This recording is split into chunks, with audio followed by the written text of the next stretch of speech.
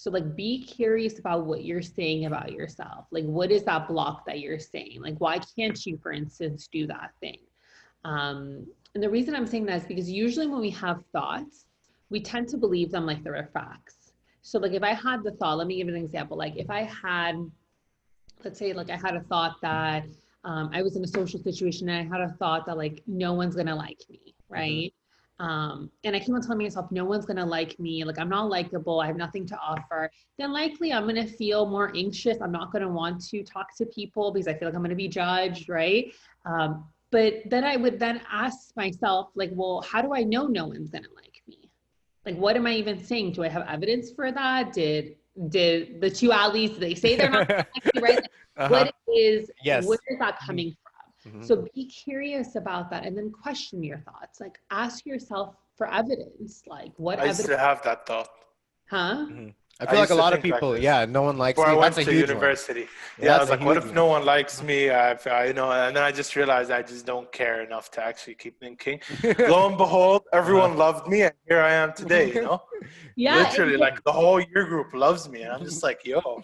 And I was like worried here, you Like, know? why was I having that thought? Yeah, why was I even thinking about that? And then I realized it's a good thing I really didn't stress on that thought, didn't care enough. And just, you know, instead of fighting the wave, I just rode the wave.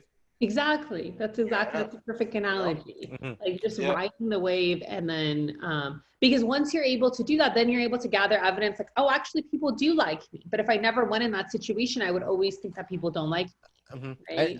I think the anxiety is like real because like all of us, I think, have fears like, will people like us or other anxieties. But I think what you're saying is that you need to be like kind of braver, right? And being able to take those like opportunities to meet and talk to new people, even though you do feel scared. Yes, but also even before that, of just even questioning, what am I saying to myself? Because what we're saying to ourselves has then an impact on how we feel. Do you know what I mean? Or how we then behave. Yes. And so even asking yourself, like, is this a fact, or are these just my own hypotheses based on nothing? I see. Yeah. So if I'm thinking to myself, I'm a loser, I suck, everyone hates me. I have to be like, oh no, those thoughts are stupid. Think something else. Or you can say, okay, well, where is that thought coming from? How do I know that people will think I'm stupid or whatever? And so what I usually tell people is like, identify evidence. And what I mean by evidence is like, if us three were looking at the same scenario, will we all agree that that is evidence, or are those just your own feelings and thoughts, right? Because that's different. If we're all going to agree based on our different histories that, oh, that's evidence, then then I guess you could believe something. But some people would justify it. For example, like let's say someone's like fat, right? They might say that, okay, the evidence is that like people don't want to hang out with me because I'm fat, and that's how they'll justify, right? That anxiety. And so, how do you? So like, yes, I'm like switching it, right? Like, yeah, you got to find the root of it, but sometimes the root of it, there is a problem at the root of it. But that doesn't, you should be able to go about and do your life. But just because you're overweight, just because you are a different ethnicity, all of these things, all these different descriptors, right? Just because you're, let's say, I don't know, let me give another, I don't know, just because you, I don't know, like moved to this country or whatever it is, right? Just because of those factors, that doesn't necessarily mean that people are going to like you, right? So oftentimes, and that's what's important to recognize. Like if when I say evidence, it's like, let's say if I'm going into a party and I'm thinking no one's going to like me, but those are just my own worries, right? Maybe when I was a child, there was a situation, but overall people tend to like me. But so I wouldn't really have a lot of evidence. Whereas evidence would be like, let's say if I go into a situation and people explicitly tell me like, Sheva, like, we don't like you, like, don't come around here, right? That is like, okay. That's how you know. This group doesn't like me. Or like, let's say they don't invite me anywhere. That could possibly be evidence, not always, right?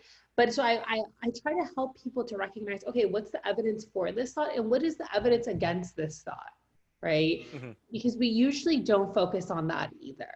We usually, if we have a thought, we treat it as a fact. And I mean, if a person doesn't like me, end of the day, there's like 3 million other people in this country, So it's like one person versus 3 million. Like that's unfair to decide no one is gonna like me because of one One person, person. Yeah, you right? feel comfortable for a bit, right? You might have an Yeah, conversation for like 2 minutes, and then you know that person isn't for you, and then you move on. yeah. Right? I think to answer your question, Ali, about placing obstacles, like this is my advice. You can take it or leave it, but I don't like to work my way around the obstacle. I like to just fight the obstacle head on, just break that barrier head on. What do I you don't like mean? to, work Why do you like, give us an okay, example? Yeah, what are you talking I'll give you an example. about? Uh, there was a point of like, there was a period of time where I had, for example, this. Mhm. Like, I felt like literally, I went to university, I felt like no one's gonna like me.